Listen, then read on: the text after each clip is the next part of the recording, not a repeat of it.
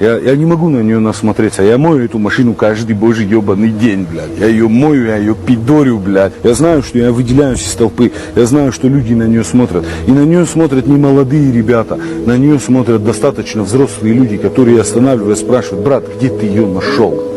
Где ты ее нашел? Где ты ее купил? Это люди, блядь, которые, блядь, ездили на этих машинах. Они знают толк в этих машинах. Они знают, какой кайф эта машина может дарить. И поэтому они меня спрашивают, где ты ее нашел. Я всегда с гордостью говорю, что я собрал ее сам. Я собрал эту машину сам. Вот, просто дальше больше нечего говорить.